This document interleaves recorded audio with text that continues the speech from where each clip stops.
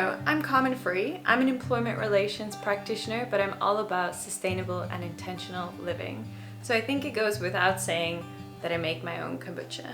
So today I'm going to be showing you how I do my kombucha. I am by no means a kombucha expert. I've been making my own kombucha for about 2 years now. I just make it in a way that I like how it tastes, but I'm definitely not expert opinion on kombucha making. I have, however, neglected my kombucha for a while, and I haven't even taken it out or looked at it or what the condition of it is, so I am honestly hoping that all of my SCOBYs are still alive.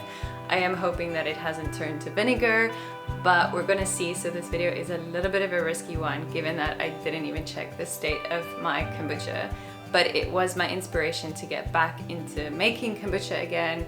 So let's see how the kombucha looks after being neglected for, I'm embarrassed to say this, but like, I think several months.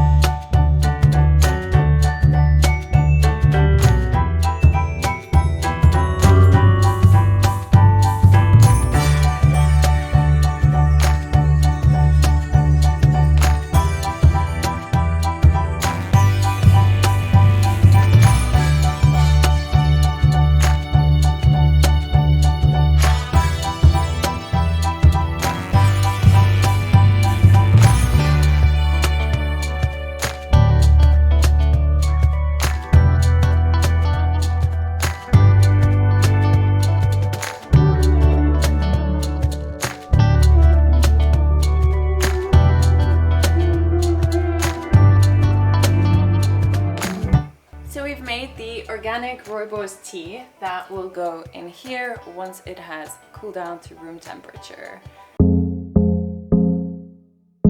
And we're back. We took a little walk through a nature reserve. Now we're back, and I'm pretty sure, because it's been a couple of hours, that our tea is now at room temperature and ready to be poured into the kombucha mixture.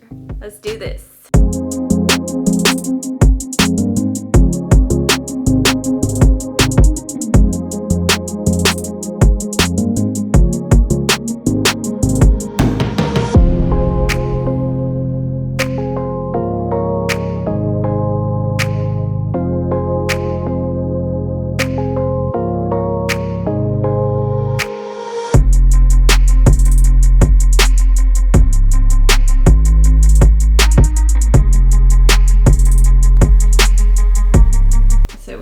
This going on. Nice. Okay. All right, so I was a little bit worried about these bumps on here. See that? My hands are very clean. I wouldn't touch them if my hands weren't clean. But all of these bumps, that is new to me. So I went to our friend Google, and apparently it's normal, and it's just part of the, I think it's caused by the carbon dioxide when the SCOBYs are fermenting. So I thought there was something wrong with them, but there isn't. But just to be on the safe side, I'm not actually going to use all of this liquid. I'm gonna pour some of it out, pour some new ones in, and then give it some time to ferment before we do the second fermentation.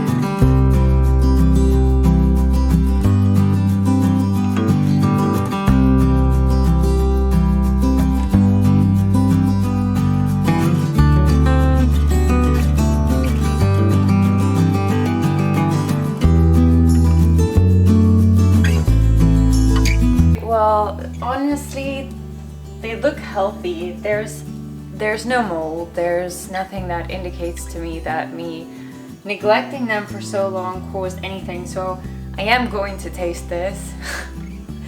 So fingers crossed that it doesn't taste that bad. Let's see. I should have got a cup. Yeah, I'm gonna get a glass, so that I don't like slurp out of the teaspoon. All right, let's pour a little bit into the glass, taste it, and see what we're working with in terms of having left it this long. Okay, cheers. It smells a bit. Anyway, let's just taste it.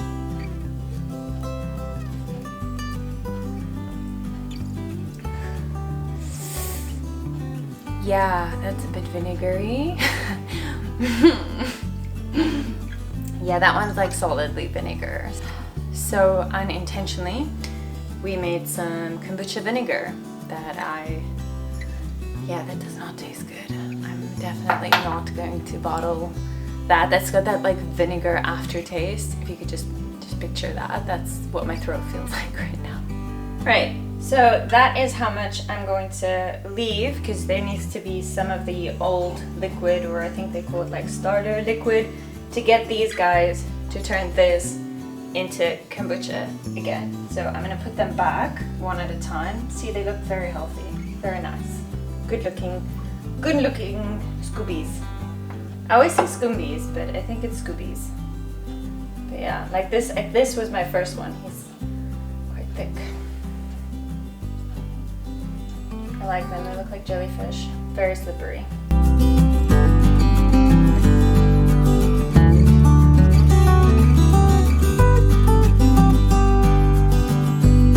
So given that I use tea leaves instead of tea bags, obviously we don't want this bits of tea that's in here.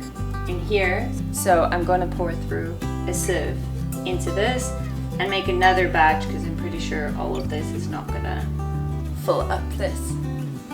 Let's get a sieve. Got our sieve. Try not to mess.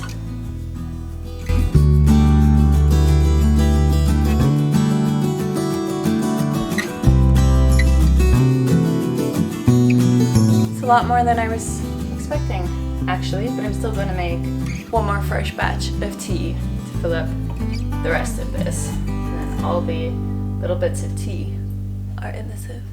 Since the new batch of tea still has to cool down to room temperature after being made, I'm going to cover this up and just put it to one side to wait for the tea to be ready.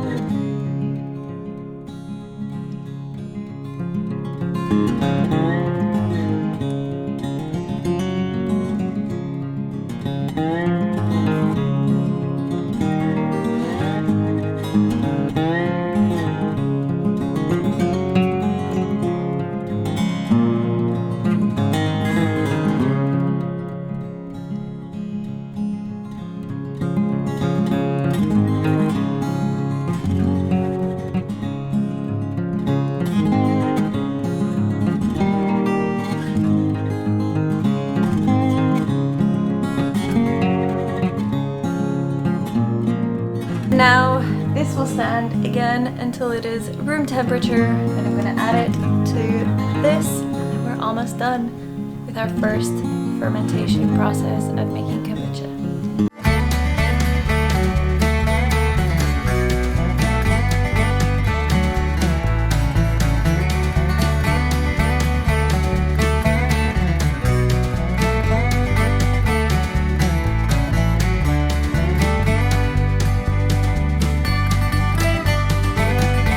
And that is everything that I do to do the first fermentation of my kombucha.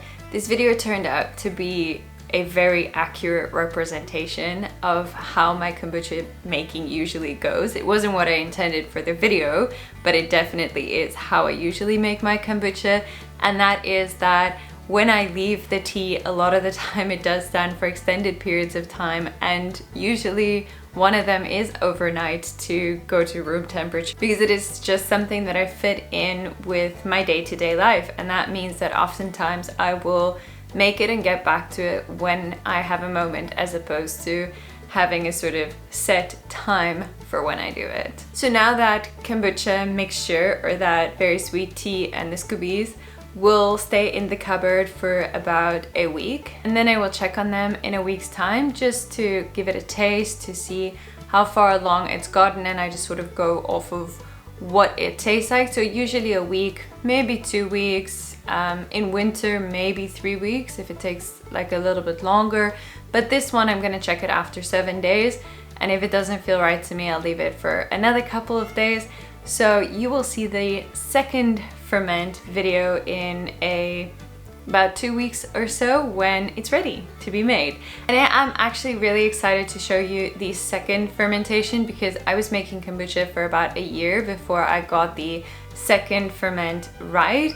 And this final recipe that I have, or the way that I make it, just by happen chance turned out to be really, really delicious. So I am super excited to make it again, and I'm super excited to show you how to make it as well if you're keen for that. So the second fermentation is where the kombucha will be turned into the fizzy type of drink that you usually purchase in the shop. When it's done with the first fermentation, it's definitely not fizzy. It will just taste like sweet tea. So if you enjoyed this video, please go ahead and give it a like. I know it's a little bit different from the content that I usually post, but I just wanted to share a bit of something that I do in between my sit down and chat to you videos. So I do hope that you liked it, and give me some feedback. Feedback is always helpful. And if you do want to continue to see my videos, please subscribe to my channel.